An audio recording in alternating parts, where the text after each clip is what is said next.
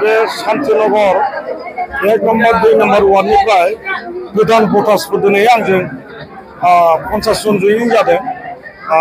सेंग्रा सिख्ला आरो माखासेयाथ' आंनि मानसिखाजोब दा जेसेबां सेंग्राफोर दं दा बिजेपिआव बिथांमोना आंजों दिनैहाय जयेन जाबाय सिख्लाफ्राबो जयेन जाबाय बिथांमोना गासिबो देग्लाय बर होनो मोनजोबगोन आरोखि आंथ' 100% रायजो राजा बुंनाय बियो रायजो राजासो बर होनानै देरहाहोगोन आं बुंनानैथ' देरहाया दा नोंथांमोनाबो नुगासिनो दं मिडियानि मानसिफ्रा आंनि बे मानसिफोरनि बे जयेन जानाय हाबाफारि मिथिं दावथेन बेसेबां मानसि लैहोर लैहोर फैयो दिनैबो बे 1 नम्बर 2 नम्बराव रावबो पार्टि गैला एसेल'थारसै बिपिएफआ मा मोननो बेलाय 400 मोनगोन इउपिपिएलआ 250 मोनगोन गासिबो आंनि भटजोब दा आं रासिन होबाय दिनैनि दिनाव आंहा 30,000 भट दं 10,000 माइनास खालामबाबो आं 20,000 मोनो भट देरहानो मानो सिनखुनिया जागोन नालाय 16,500 भट मोनबानो बेनो उइनार बाव खुनु आरो गोनो गोथो गैया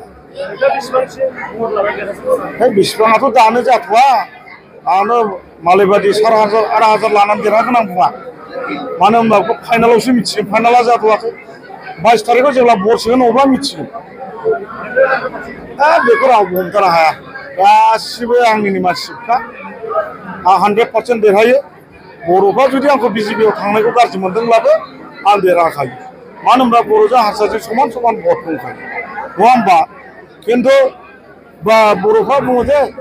बिजेपिआ हारसा पार्टि बे इउपिपिएल बिपिएफआव हारसाफोर गैया नामा दिनै आरो चिफ मिनिस्टारा दिनैहाय बिजेपि सरकार जायोब्ला 20,000 कोटिनिबो बारा बाव डेभेलपनि थाखाय खामानि मावनो नागिरो बे सरकाराव जुदि होयोब्ला डेभेलप जानायखौ जुदि लुगैयोब्ला बर'फ्राबो लैहोर लैहोर राजिब बांगालनो बर होनाया बे बिराद गोनांथार फुरा डेभेलप खालामगोन जा चिफ मिनिस्टार सारनि गेरेन्टि दङ प्रत्येकटा मन्दिराव प्रत्येकटा जिखुनु धर्म स्थान जाया 5 लाख होगोन आरो अरुणोदय 5 लाख मानसिनो महिलानो होगोन अटमिता सिखारियावनो 5 लाख होगोन आरो 20,000 करोड़निबो बाराबाव थाखा बाहायगोन नाथाय ओंखायनो आङो बनरगाव ओनसोलनि रायजो राजा बिथांमोनखौ खावलायनो लुबैयो शिबा हाग्रामा सारानो जा बा प्रमद सारानो जा खिन्थु बनरगाव हिसाबै आङो देरहासारनाया खाथां आरो आंहा डाइरेक्ट बिजेपिजों लिंक थानाय हिसाबै आंहा बिजेपि जानानै आंनि जायनाखि भटार्सफोरखौ आं बेखौ नायनो हायो आरो ओंखायनो आंनो होयोब्ला मोजां होननानै आं रायजो राजाफोरखौ बनरगावनिखौ खावलायदों